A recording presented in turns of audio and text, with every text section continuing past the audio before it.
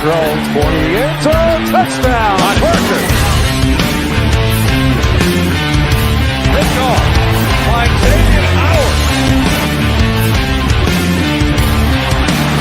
Tagovailoa trying to make up for it. Fires to the end zone. Touchdown!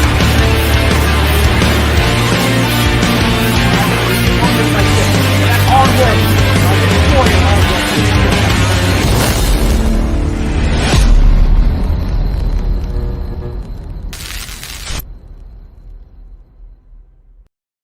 What is good, Fin Nation? What's good? I hope everyone is having a good day. It's your boy Reason, and we are back here for another one. We're going to be going over my Edge big board tonight, my top 10 players, as well as 5 honorable mentions. So a total of 15 players is what we will go over tonight. Shout out to everyone who's already shown up in the comments, who's showing love. Appreciate you guys. Go ahead, smash that like button. You already know what time it is, man. The haters are out tonight, so let's smash that like button. Let's pound it. Let's pancake it like Penay Sewell does on a block, baby. You already know what time it is. I hope everyone is having a good night. I hope everyone is happy, healthy, safe, and blessed right now during these crazy times. I appreciate all of you guys who take the time to donate to the Patreon and who become members. Guys, if you want to be a mod, if you want that mod status, you have to be a Patreon. So, if you sign up for the Patreon, you get the mod status, and then you unsign up, I will be taking away your mod status, just so everyone knows, because that is exclusive to Patreons, right? So, just letting y'all know. So, all right, we got a few things to go over before we actually do get into my big board. I usually give about 20 minutes for people to get into the room. So until then, we got some housekeeping to take care of. You already know what time it is. So let's hop right into that right now. In case you guys haven't heard yet, the Miami Dolphins, they made a signing today, and they went ahead and they brought back John Jenkins, who was here in 2019. They signed him to a 1-year deal, and they did it, guys. They signed someone above the age of 30. So John Jenkins, a guy who's a rotational player who can play the zero tech, he is back.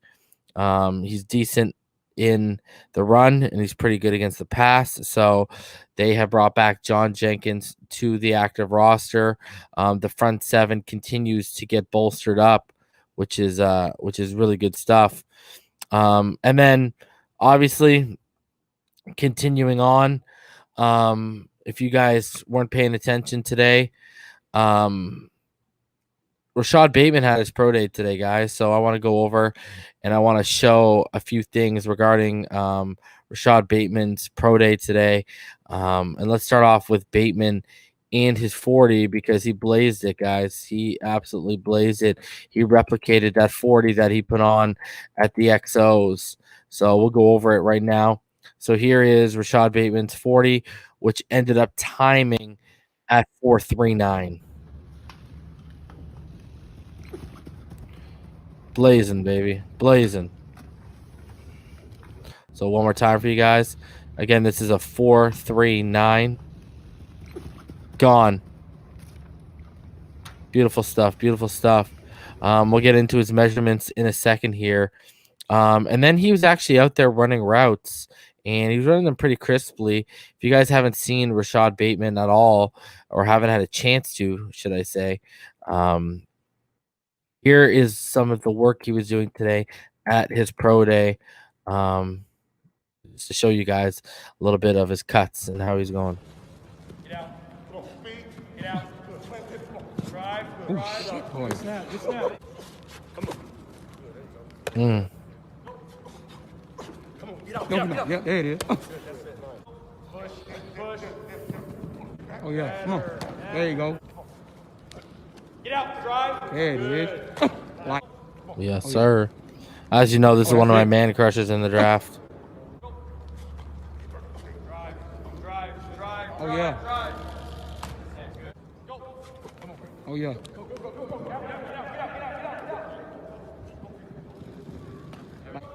drive. you go. Drive.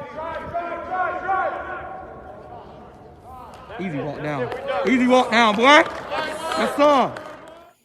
No, sir. Rashod Bateman was putting on a show today. Love that kid, man. Love that kid so much. He's such a beast.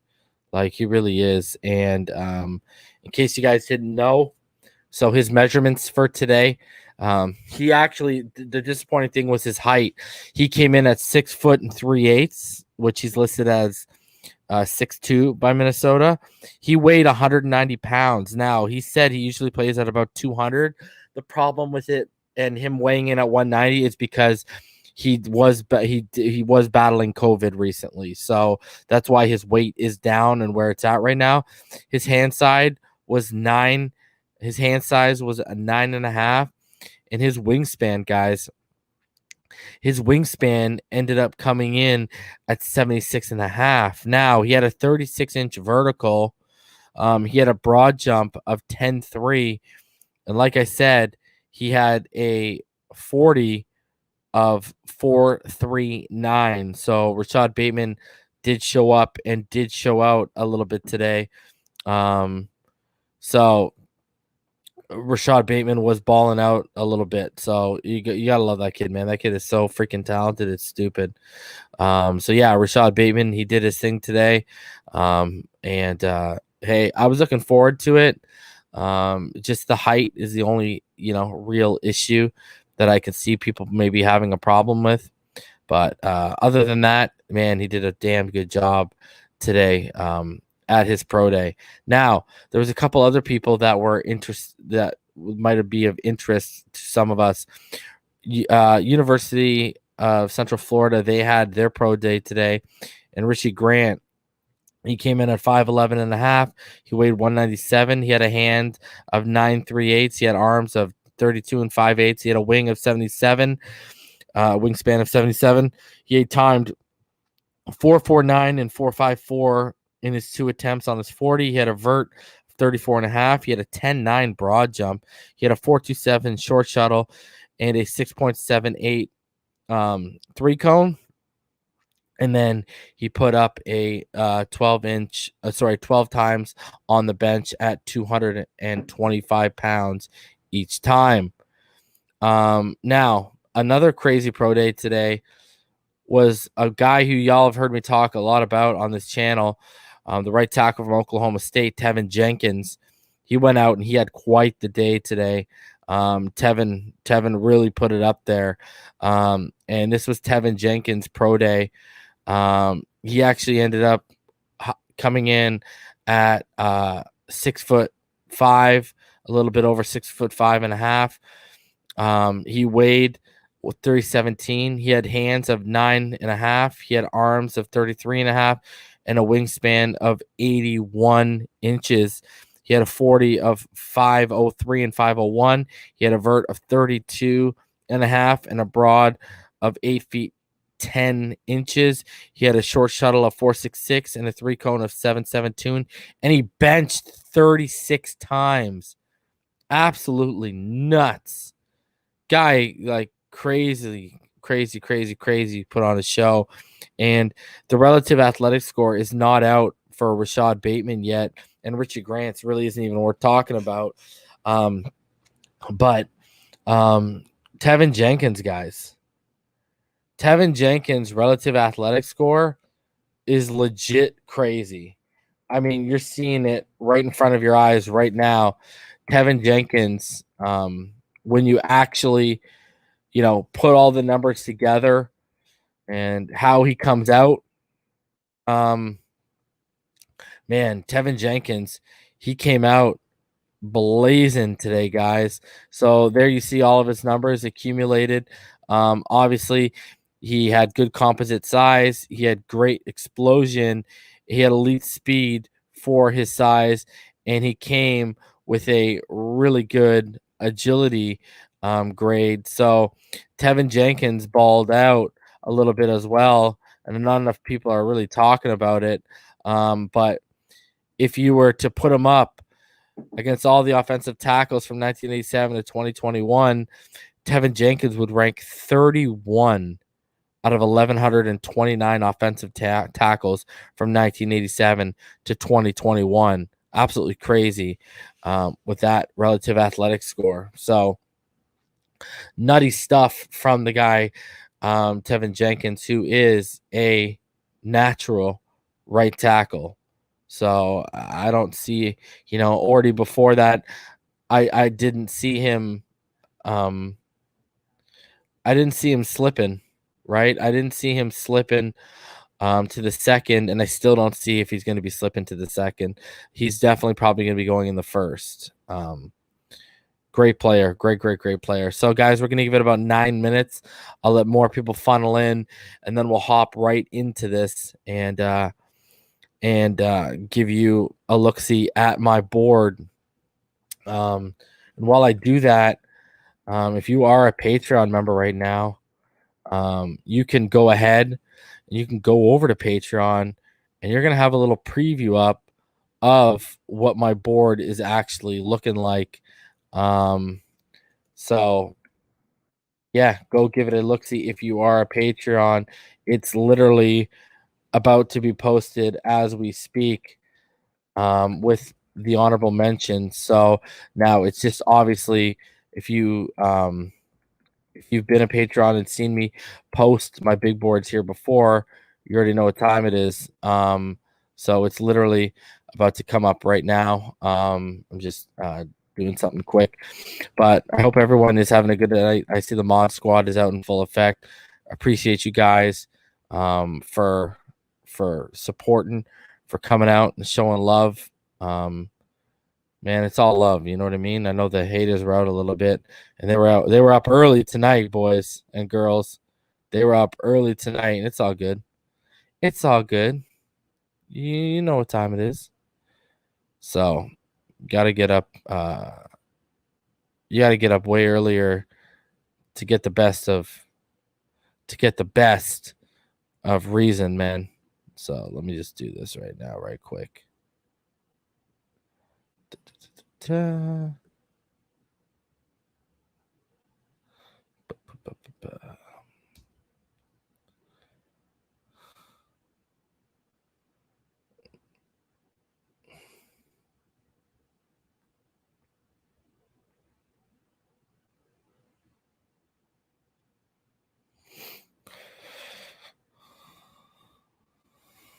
Yeah, so my Edge big board is live with the honorable mentions on Patreon. If you want to get a quick preview before I get into everything, it is up there.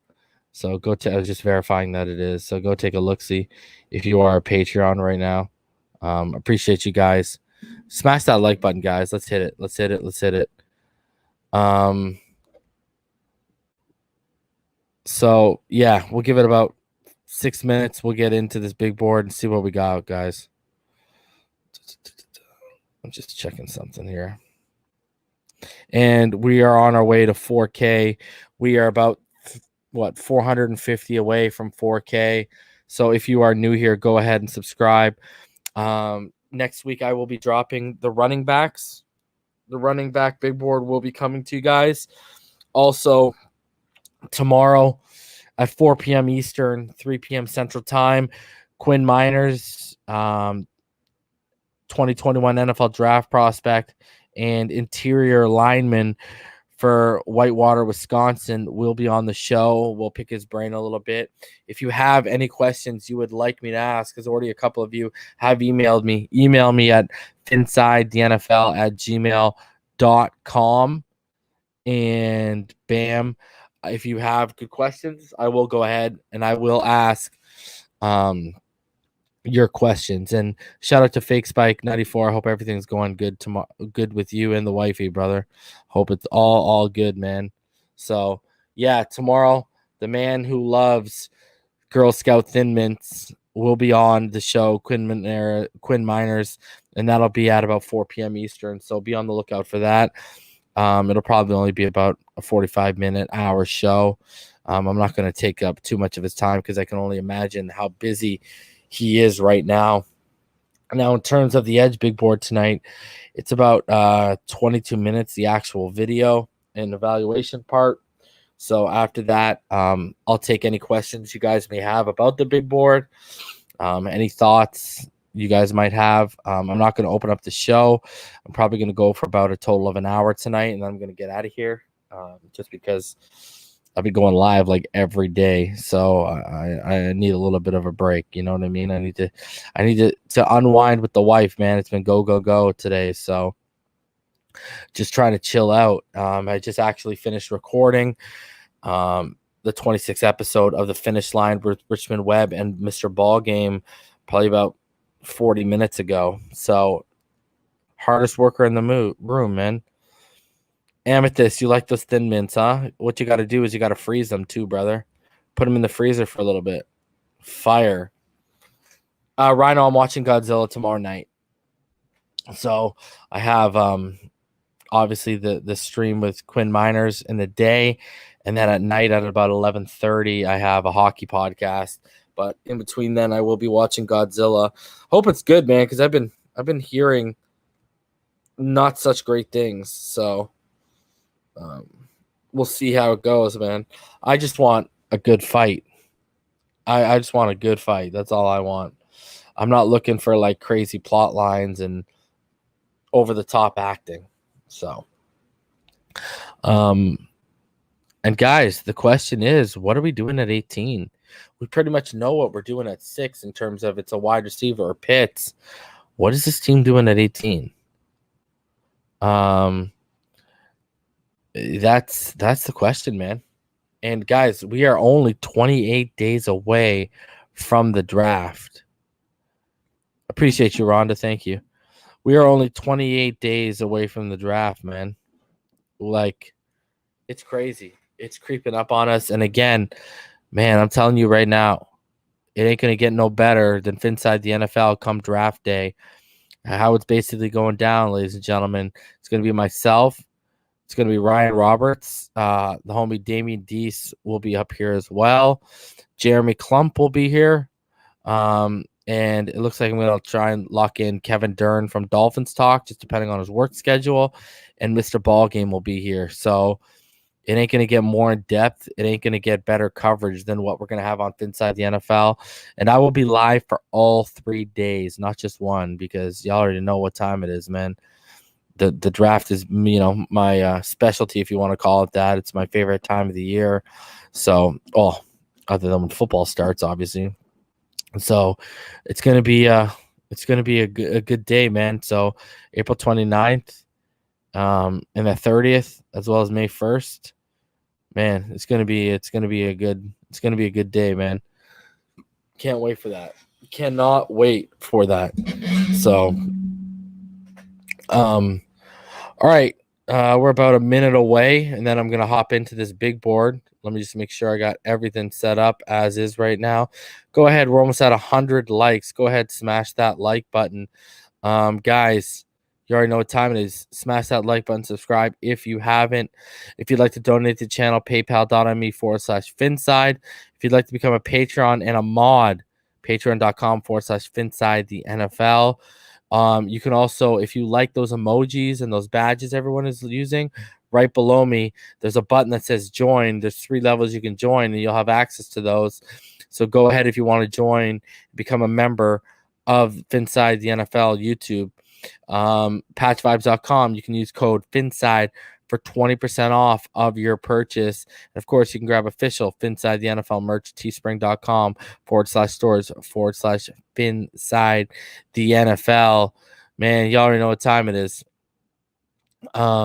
So quickly, I just want to send a shout out to all my Patreons and all the members. So in terms of Patrons, Rhino Sith, Fake Spike 94, K All Day, Ramon Casillas, Seth, Slim Pickens, Ricketic, Big Time, Red Dino, Marino's Goat, your boy Trev, Josh, Tranquilize, Jazz at 803, Martin, Zoe Vegas, the Arkham Elf, Irving, Drew Boo, the show, Jawar Thompson, Mighty Dolphin, Ben Glassford, Andre Villarreal, Cody, Todd Labruto, the Enigmatic One, Chalk Vanilla Straw, Georgie Boy, Don Wayne, Florida born, Kentucky grown, Michael Rodriguez, and Dennis Klassen.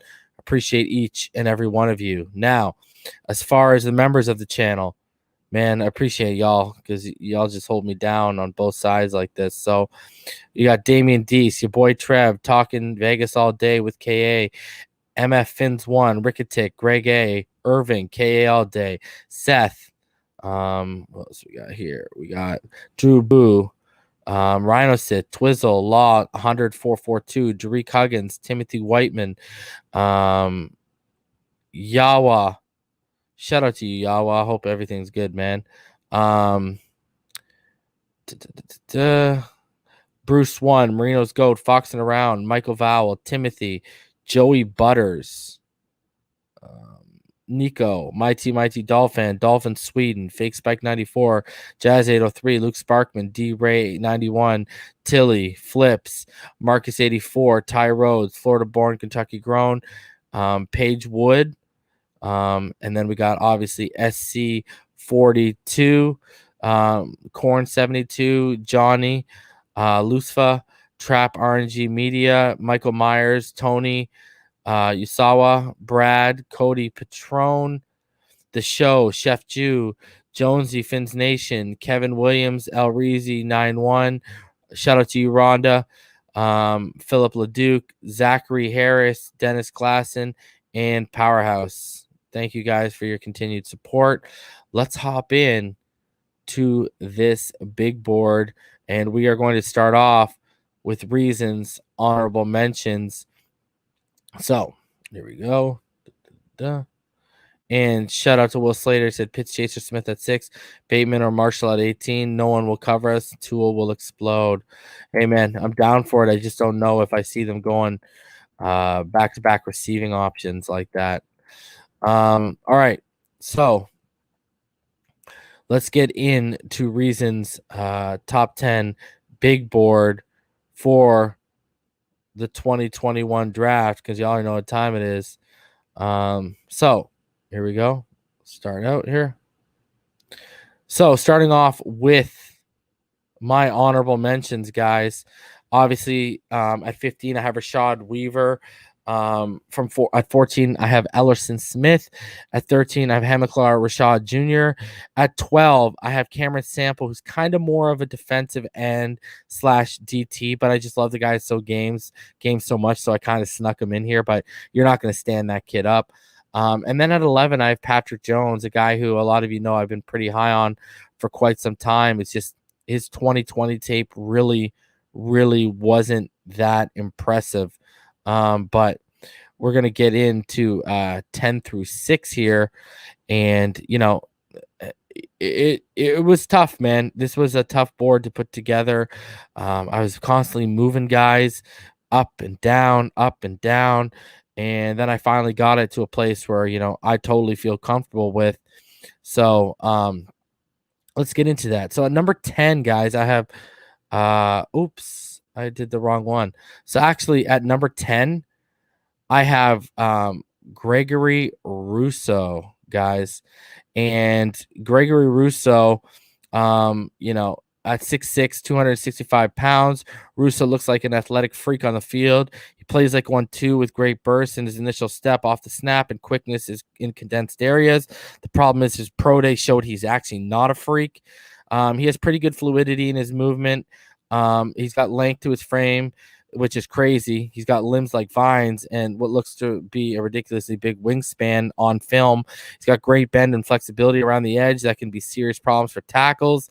He is a nightmare on film at times for interior offensive players. When Miami moved him inside, he can convert speed to power. He's effective on stunts. He's got a decent bull rush ability, swim move, and rips through linemen with ease. His speed it's off and on with him. He closes on ball carriers with pretty big long strides and is a good tackler when he gets there. He just needs to get stronger. He doesn't actually exactly have the ability to overpower. He's a super raw prospect at the end of the day. He converted from wide receiver and safety, so he hasn't been playing the position long, and his leverage may be an issue. At number 9, I got Jason Owe. He's crazy athletic, 257 pounds, posted a 4.36 40, 39.5-inch vert, and 134-inch broad. His athleticism does show when he's chasing down ball carries. He's explosive off the line with great length to his frame, while solid in understanding of leverage, can go inside or out, plays well in traffic, gets off blocks, so you can blow them up. He's a great bull rusher who's also effective when used as a looper on stunts. Tough for linemen to take one-on-one, has concrete hands that can annihilate punches from linemen. He sets the edge pretty well and is a strong tackler with good technique. He needs refinement in his pass rushing, though, knows he's an athletic freak, and he relies on it a little too much to win his battles. Production doesn't match the athleticism, only 7 sacks, 13.5 tackles for a loss, and 3 hurries in 3 years, including 0 sacks and a measly 12% pressure rate in his last year. Has only been playing since he was a junior in high school and needs to expand his set of pass rushing moves. More of a potential-based product in terms of rawness than a sure thing. At number 8, I got Quincy Roche. He's a great bend and flexibility to his game off of the edge. There is no denying that at all. When you keep looking at him, he's got an explosive first step. He's got strong hands. He swats an offensive lineman's initial punch with ease. He's got a good repertoire of pass rush moves, really effective when he goes inside, as that's where he gets a lot of his results. He constantly took advantage of linemen who were slow into their kick slide or had any miscue that presented itself, and will blow by with pretty good ease. Being technically sound like he is makes up for not being the most impressive athlete out on the field. He produced at Temple and also at Miami when he transferred, showing a leap in competition didn't phase him. He quickly adapted. He's got a high IQ and aptitude for the game and position, always has a strategy for the first move and a secondary move if the first fails. He's quick at diagnosing run plays and a super fast processor for the position. Could improve in the run game and at setting the edge, but isn't bad at either by any means. And it wouldn't hurt for him to get stronger and bulk up a little bit just to make his life easier against tackles at the next level. Ronnie Perkins now. Ronnie Perkins, guys, he's one of my sleepers of this draft. I love this kid. He has a motor that doesn't stop, and it's led him to multiple sacks when his first pass rush option does fail.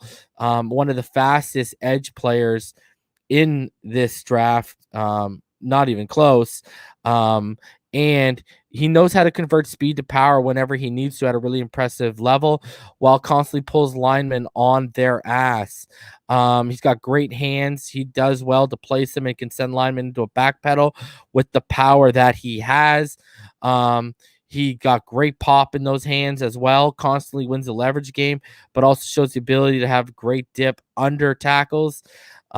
He's so stout in the run game with 24 tackles for a loss in the last 2 years and 48 run stops. Credit to him over the last 3. His athleticism and overall lateral movement combined with his twitch keeps linemen on his toes. He's absolutely dominates when he's sent inside instead of out and is a mismatch for most times for guards.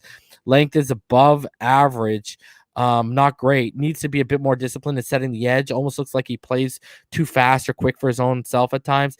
And he did have a failed drug test at the 2019 Peach Bowl. Now, number 6 from Washington, Joe Tryon. He's such an explosive first step.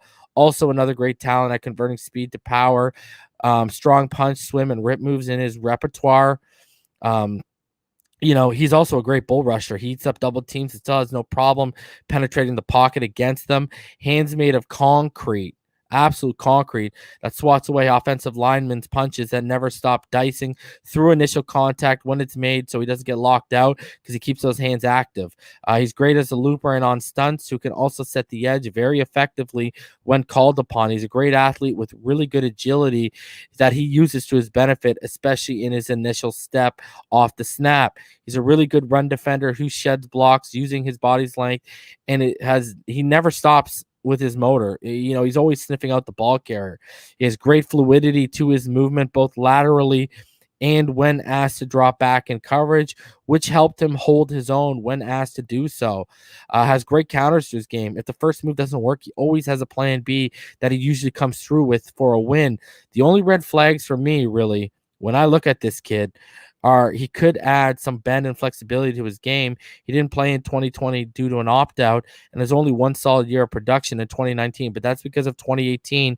He didn't shoulder nearly half of the responsibilities that he ended up being given in 2019. Now, I know Gregory Rousseau, being as low as he is, that might create a little bit of controversy, but I actually had him at 9, and then I dropped him down to 10 just before the show, just because that pro day, man, that pro day was god awful. So I mean, you'll see on my Patreon, I actually put where he was at 9. He's actually going to be at 10 for me, like what you're seeing on this image here. Just not a huge fan. People know that I'm not a huge fan. Now Jason Owe, I know the performance in the terms of production isn't where people want it to be, but the kid balls. The kid plays very, very well. And he's the type of project where guys are going to reach, coaches are going to reach because of, the guy's a freak. You go look at his pro day numbers. The guy's out here running a 4.3. Like, it's just absolutely crazy. And then Ronnie Perkins and Joe Tryon, they're two names I'm sure some of y'all aren't even familiar with, but I actually love these guys. I actually think they're so solid. So this is a pretty good edge class. Especially once you get down, 6, 7, 8, 9. I wouldn't touch Gregory Rousseau with a 10-foot pole, but I can't. The film of his last season is what got him to 10. If he didn't have that film, he'd probably be, I don't know if he would have made the honorable mention. So we'll see how he pans out at the next level, but he got Deion Jordan bust vibes like written all over him, man. All right, so number 5, Carlos Basham. He's one of my man crushes in this draft. Guys, Basham was not only one of my top 25 players to watch video. He's not only in that, he's also someone I've been discussing since the season started. Basham has freakish explosiveness to his game on tape. His first step is lightning quick, and the lower half of his body is extremely strong, but so is the upper half. As word has it, he benches over 400 pounds and squats over 700. He's solid in the leverage game and has a strong anchor at the point of attack. Allowing him to be effective against the run. He also does a supremely good job of setting the edge. Basham is scheme diverse, can put his hands in the dirt or stand up and rushing, which makes him a great fit for this Miami Dolphins defense. His agility and his quickness in condensed areas not only makes him a problem for opposing offensive tackles, but when attacking the interior, he gives guards and centers absolute fits, as his hands are extremely active as well, swatting away punches like it's absolutely nothing to him. He has great bend to his game, allowing him to come around the edge, and also he has good flexibility to his body. Another edge player who I saw on tape that strategizes against the opponent he lines up against very, very well. And if that initial move doesn't work, he always has a backup plan or counter in mind that he'll use very effectively. He never gives up on a play, always fighting or slashing his way through, because his motor, it just never runs out. I've also seen him blow up screens because his recognition skills and awareness are very, very good and definitely there. Not much gets past him when it comes to that kind of stuff, and he plays in traffic well too.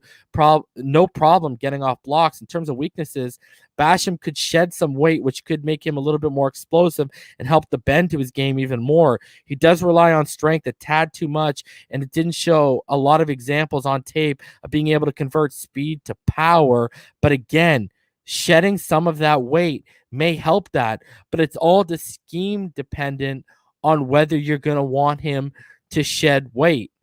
I think he's a perfect fit for this defense. I think he, you look at this kid on tape, he's an absolute beast. Number 9, in case you guys didn't know, number 9 there. And shout out to the NFL for saying today that apparently they're going to be allowing people to go to single digits. So that's pretty big. But I love me some Boogie Basham. Guy's an absolute stud, man.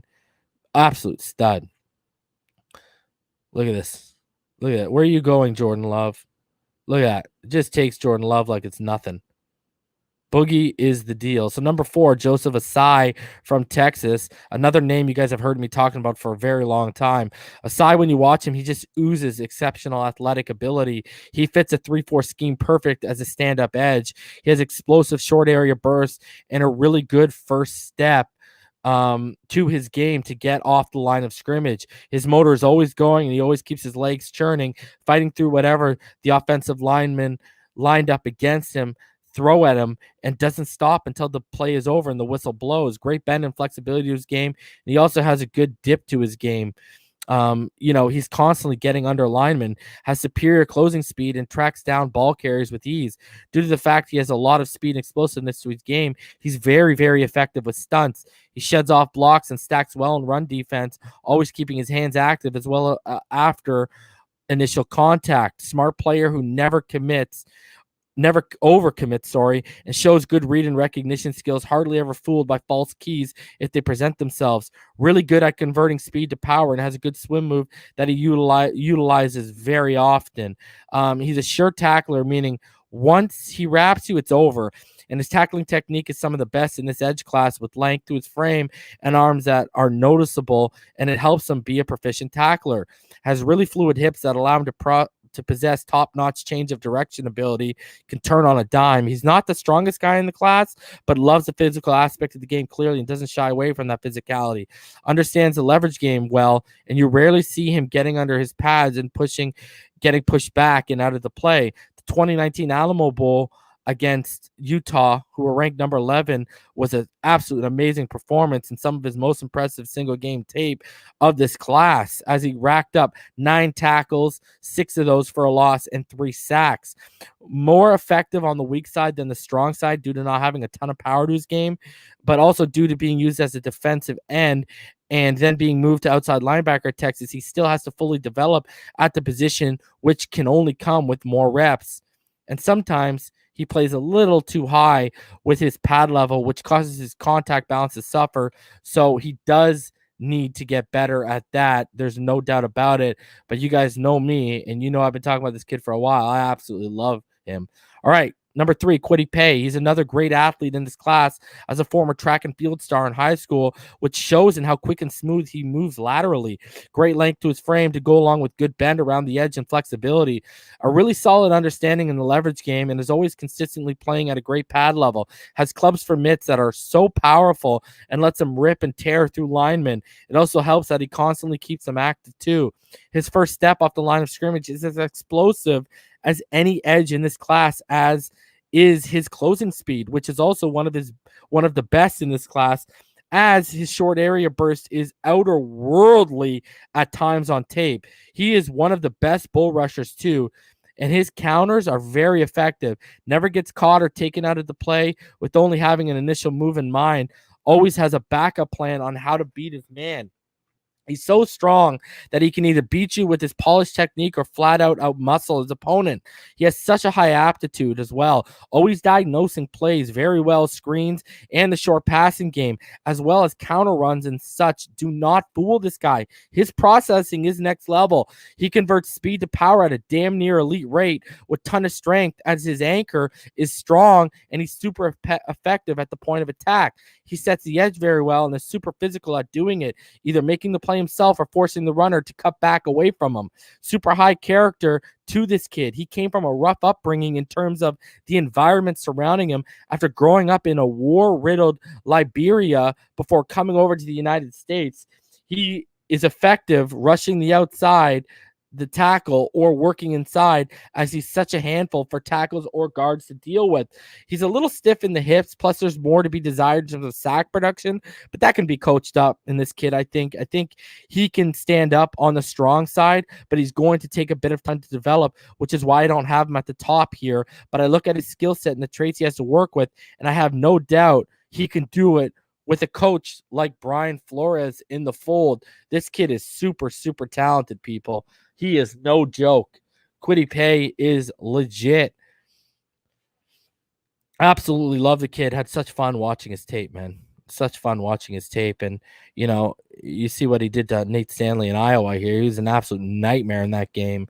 If you have a chance, go watch that. I think he finished 2.5 sacks. So number 2 is Jalen Phillips. And Phillips would probably be my edge 1, if not for the concussions and the moped injuries that ultimately led to him medically retiring at UCLA.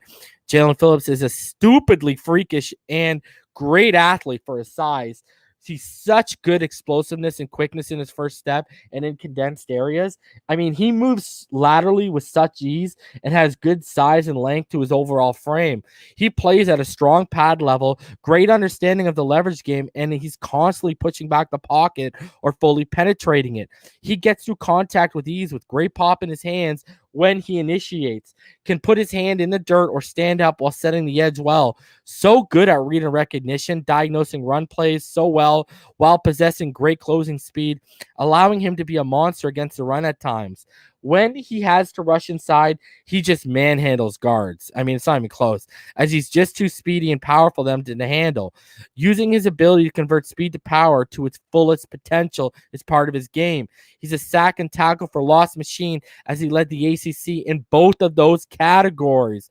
Has a great repertoire of moves, a very effective bull rush, swim move, and again, like few others in this class I've mentioned, always has a backup plan or counter to his initial move if it's not getting the job done. Just a really smart player with a high level of awareness, has a really good motor and the speed to match. He's always sniffing out the ball and is always around it seems.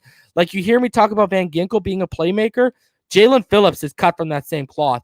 Even being decent in coverage and using his high-level awareness and great body length to bat down balls and fill up passing lanes. He really is so polished and a damn near complete edge that it's scary to think he can develop even further at the next level as long as he stays healthy.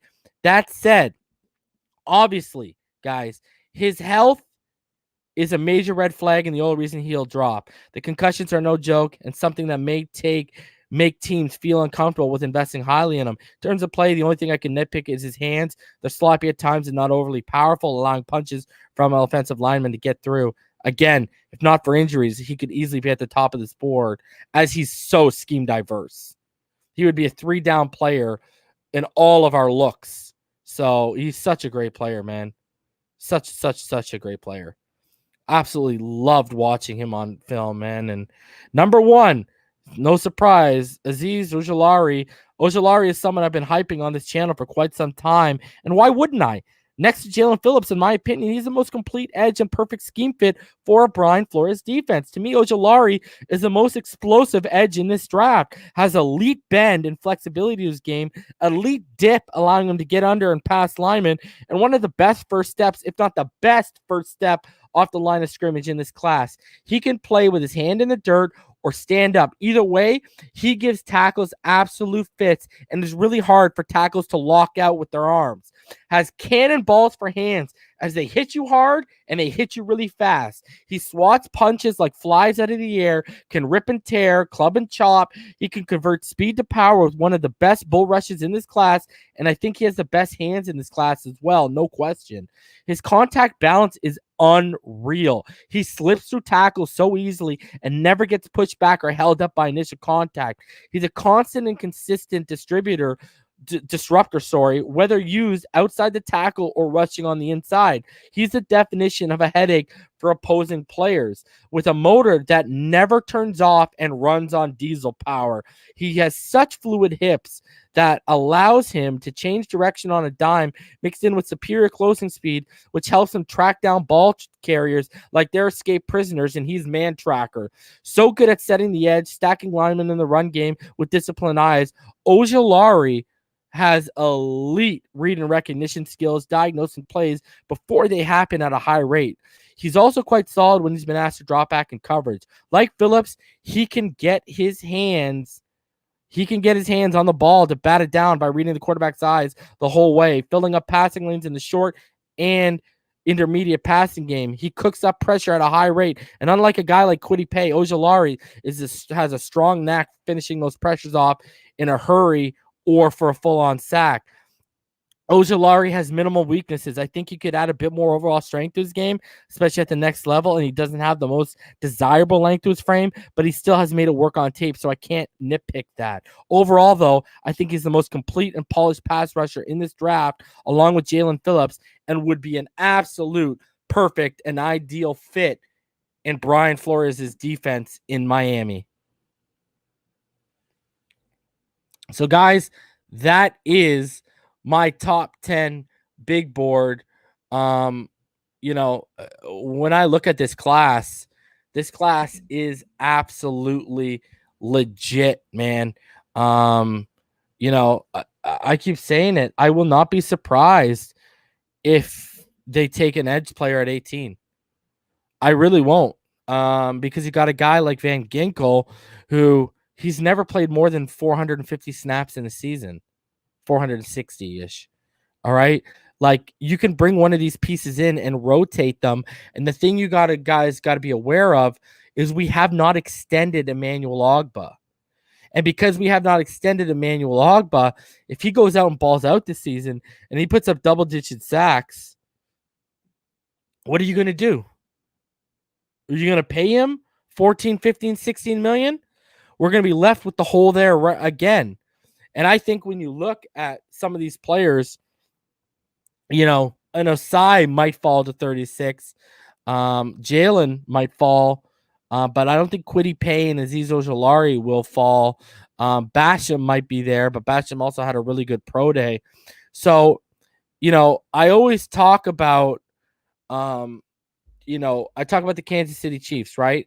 You know, they got rid of Mitchell Schwartz. They let Eric Fisher walk this year too. But what did they do last year?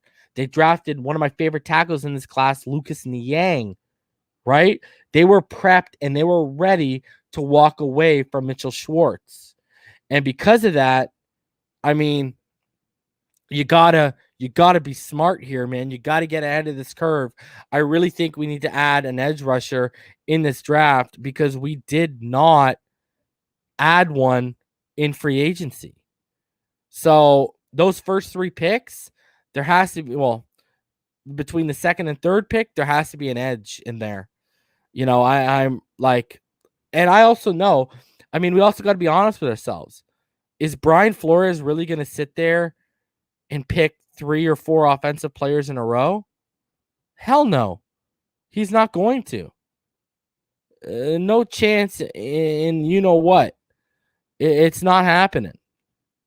So, you know, you got to, I know everyone wants Najee at 18.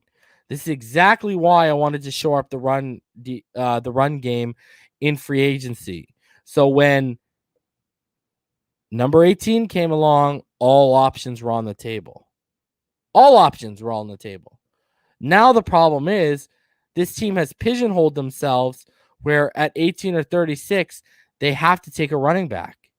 Now, after Chuba Hubbard's day today, could they sit back and could they draft a Chuba Hubbard, you know, early on the 3rd day? I wouldn't take him in the 2nd day because of the amount of tread on his tires, but that's a possibility too.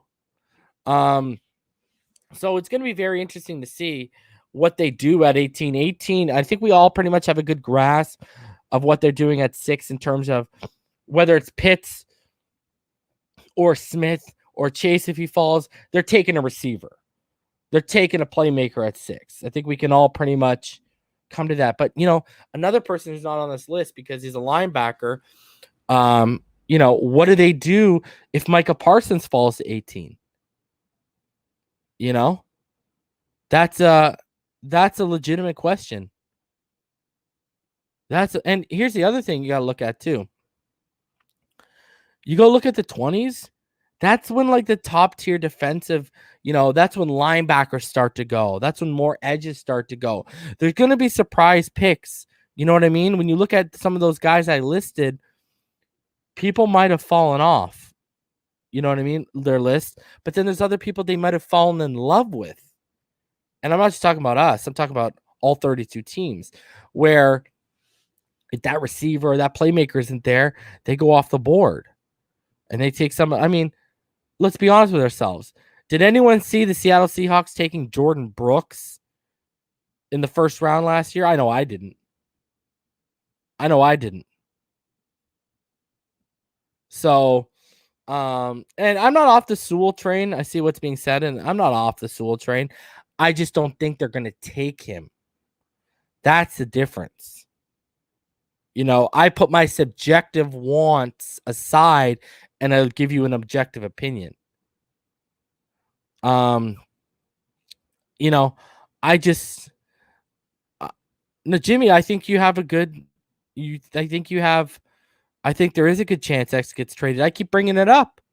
The fact that we have not sat down at the table with X, the fact we have not heard we're this amount of money away in terms of a part on a deal, you know, we haven't heard anything to those effect.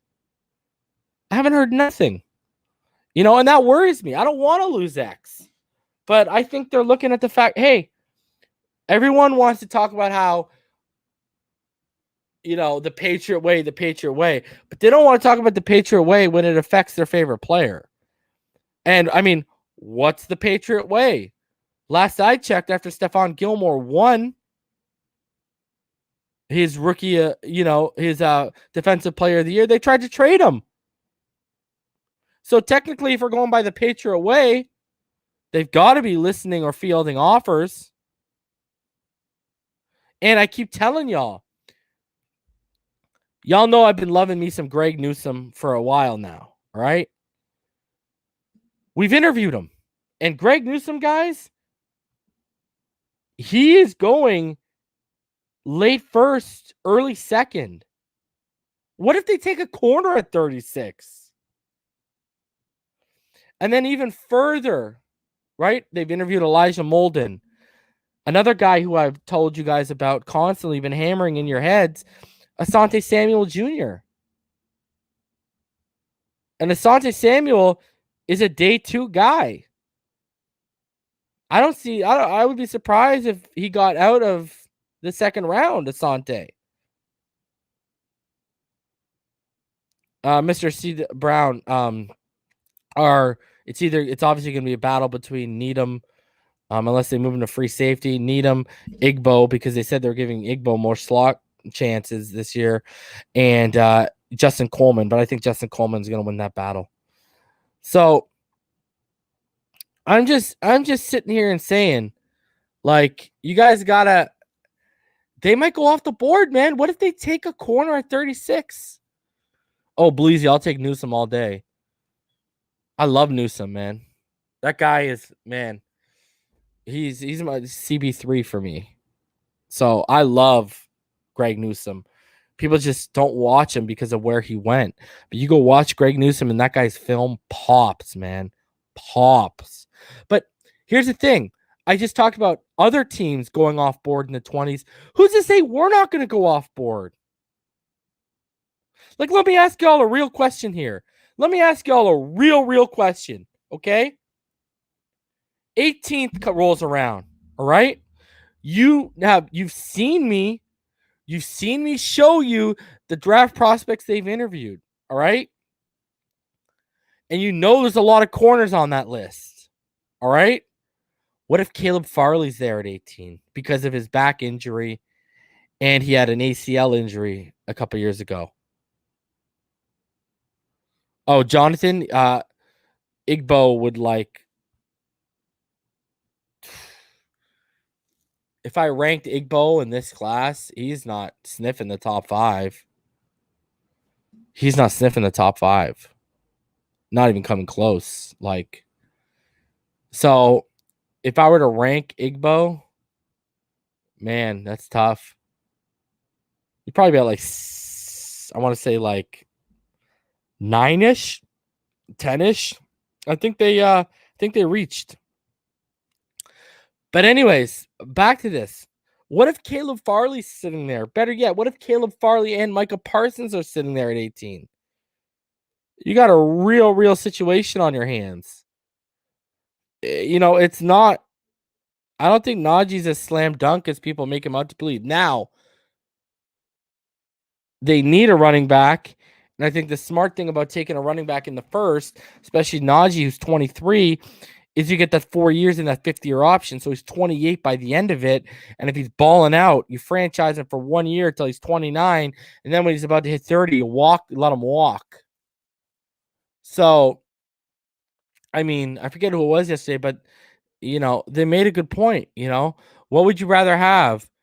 5-6 years of Najee or 10-12 years of a guy like Micah Parsons? Just saying. That's a legitimate question that people have to ask themselves. So, I mean, I get running back is a sexy pick. I really do. But you got to think about the long-term longevity. And he is the perfect Will / Jack in this offense. In this defense. Micah Parsons is perfect for that. He is like Jerome Baker, if he could play through traffic, shed blocks, and was way more athletic. Like, people used to ask me, what's your comp for? I've said it on this channel. Have I not? People ask me what my comp for Micah Parsons was, and I said Lawrence Taylor light. And that's a pretty big comp I'm giving him, man. Like, if you were to put a gun to my head right now, right, and say, give me 3 guys who are going to get a yellow jacket out of this draft, I would probably say Pitts, Sewell, and Micah Parsons has a good chance, I think. Especially in this defense. Man. I'm just saying. Like, again, I love Najee. I would understand the pick of Najee at 18. But the value of a guy like Micah Parsons, that's a top 5 talent in this draft sitting there at 18. Do I think he'll get there? No. I really don't think he'll get past a team like Denver or the Vikings. If he gets past the Vikings, then it's all, and then like we saw what the pro day was for Mac Jones. Are the Patriots really taking that guy at 15? No. Could they take a guy like Micah Parsons if he's there? Yes. And that's going to be a problem. I mean, Woodson says, what if Najee performs like Derrick Henry? Reason. What if Micah Parsons lives up to my Lawrence Taylor light? Who do you want? Lawrence Taylor light in your defense or Derrick Henry on your offense? And if you say Derrick Henry, you're a liar. So, I mean, like, let's be honest with ourselves. So, and that's another. Brian makes a good point. Baker's contract is about to be up. Y'all really about to pay this man? Are you crazy? The guy gets 110 tackles, 80 of them are 3 or 4 yards past the line of scrimmage, and you're going to turn around and all of his sacks are manufactured, and you're going to turn around and want stupid money. No, thank you.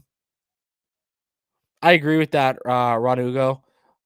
Yeah, I don't think he plays like Derrick Henry at all. Yeah, I agree with that.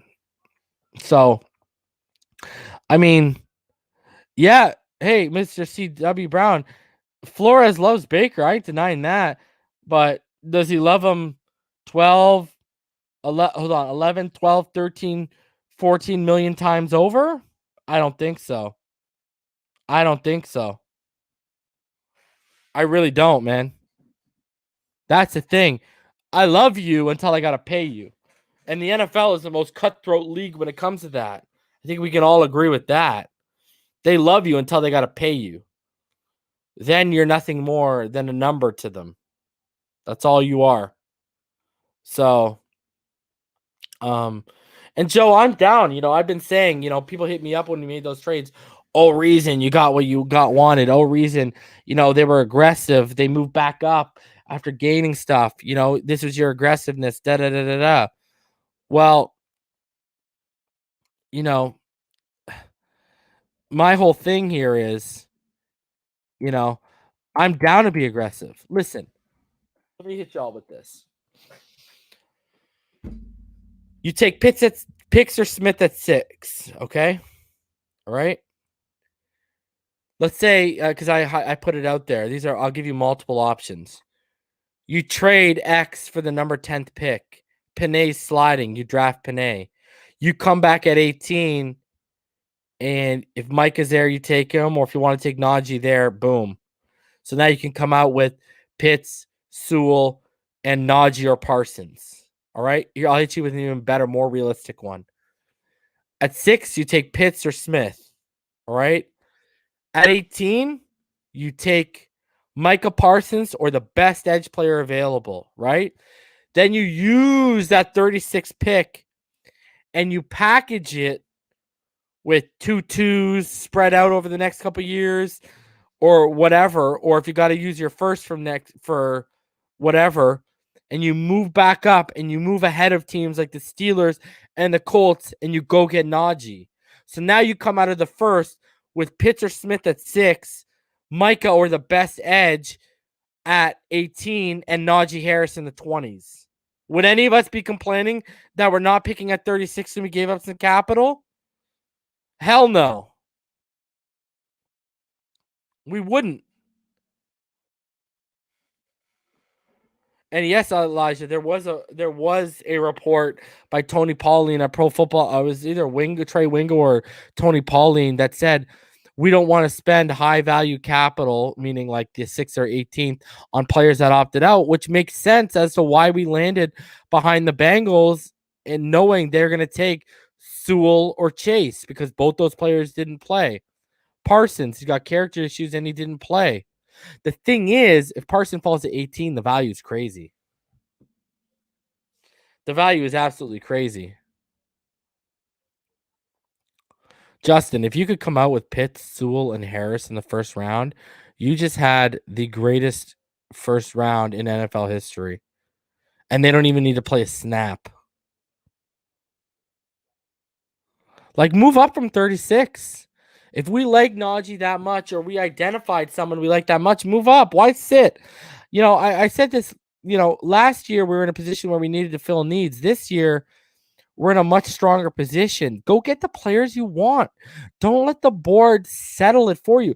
That's how we ended up with Austin Jackson and not Tristan Wirfs. I'm just saying. All right? So, it's time to be aggressive, man. To not sit around. And be Bati boys. It's time to be aggressive, period. So show it to me. All right, guys, there's 300 of you in the room. Go ahead, smash that like button, show some love. Appreciate all of you for coming out. I'm going to get out of here because I am back tomorrow at 4 p.m. Eastern with Quinn Miners of Whitewater, Wisconsin, interior offensive lineman, 2nd to 3rd round potential draft pick in this year's draft. And he is a potential target of this team. So we will pick his brain. If you have any questions that you want me to ask Quinn on your behalf, email me at finsidethenfl@gmail.com. And I will take the best questions sent to me. And I will ask Quinn those questions. And also, tomorrow is the day, ladies and gentlemen. Tomorrow is the day. It is Penei Sewell's pro day with Oregon. Javon Holland will also be out there too. So if you just joined and you missed my Edge big board, if you go back to around the 21, 22 minute mark, you will see it there. And I started off the show. We talked about Rashod Bateman's pro day, as well as a couple others like Richie Grant and such. So, guys, I will see you tomorrow.